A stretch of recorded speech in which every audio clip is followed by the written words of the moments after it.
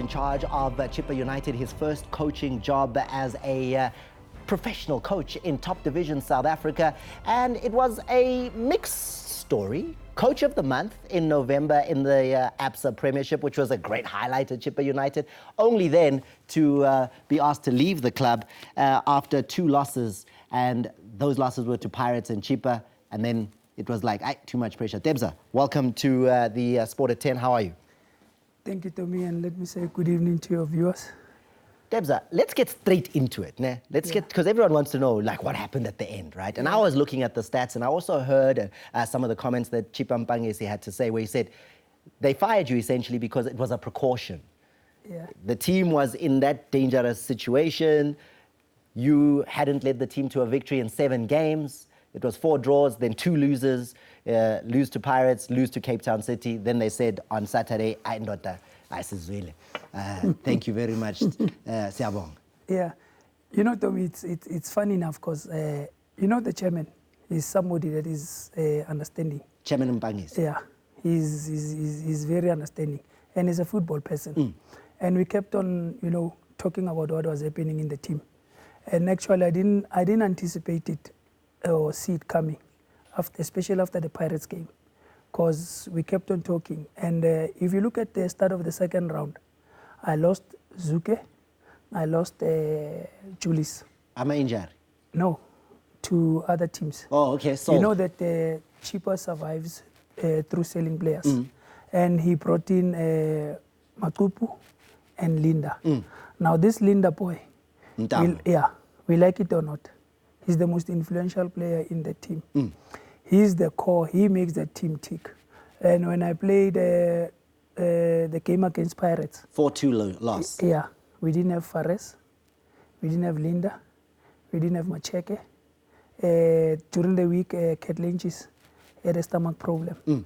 Now you must understand that coming back from a 2-1 deficit to an equalizer, and during the celebrations, one of the players knocks Mbenyane, a cut above the eye. Now, can you imagine you playing 10 players against Pirates in the form that they find themselves in? It is like really asking a bigger toll. I hear you. So you're saying you got a depleted squad, players have left, others are injured. The next game is Cape Town City. Yeah. But we spoke about it, that after Cape Town City, I will be having a complete squad to select from. Because of, if you look at it, they lost the Nedbank Cup. And I don't blame Heritage, but you are still understanding the players. Because in the second half of the Nedbank, when he brought in Linda, that's when Chippa started to tick. They started pushing Free State Stars back. Are you saying you just asked for time? You said, fine, I understand. We lost. I lost against Pirates. I lost against Cape Town City. But my players will be back. I'll have them strong lineup. And from here, I'm a result as well. Watch what happened after the Nedbank Cup. Did they not beat the Free State Stars when he started understanding the players? The only thing against Sundowns is that they wanted to play an open game. And if they had followed what we normally do against Sundowns, we're talking today with Chippa even collected 3 points against the Chiefs and maybe a draw or a win against Sundowns. And now we'd be talking what, their position 6. But Debza, you know South African football. I'm not patient. No, maybe lunga. If it didn't lunga, then Chippa would have been down there in the relegation zone. You were in that very tight situation where, 3 points, you're in the top 8. But don't get those 3 points and others come from behind Ugu relegation. Tommy, you can see it. It's happening now. You win 1 game or 2 games. You lose 2. And both situation. That is the funny thing about this game. But Thomas, I knew. Look at this weekend. Who are they playing? Ajax. What was Ajax doing today? They're having a game. Now they're rested. I can assure you, these boys will go all the way.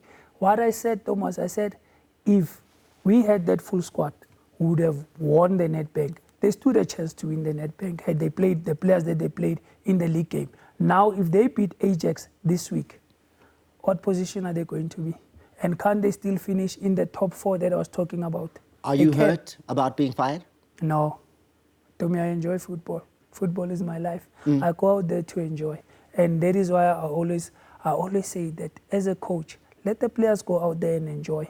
You know, I wanted to get to a stage whereby I don't back instructions. Players understand what they must do.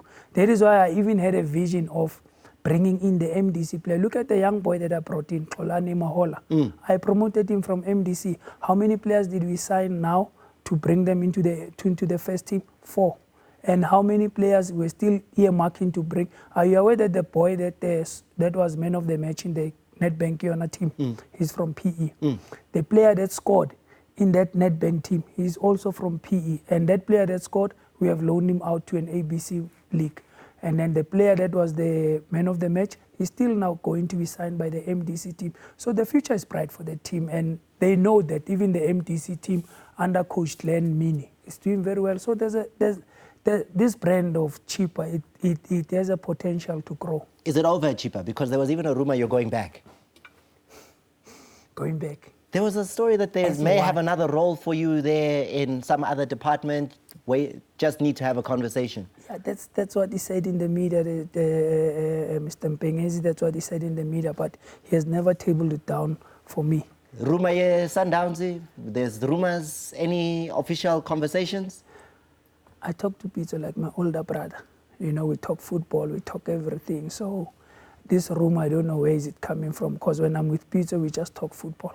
Baroka rumor, because their CEO Morgan Mamilas was saying that, you know, that he would consider you for next season, but the time wasn't right now. Any phone call? You know, man, you know, people will always make those rumors because me and Mtois, you know, Tomito. But for now, let me be honest to you, it will be unethical for me to start talking about other people's jobs when we don't know if they are going to be fired or not, or they're going to not be, their contracts are not going to be renewed. So for now, I'll wait for the right offer to come. What more can we expect from Tebza as a coach? Hey, a lot, Thomas.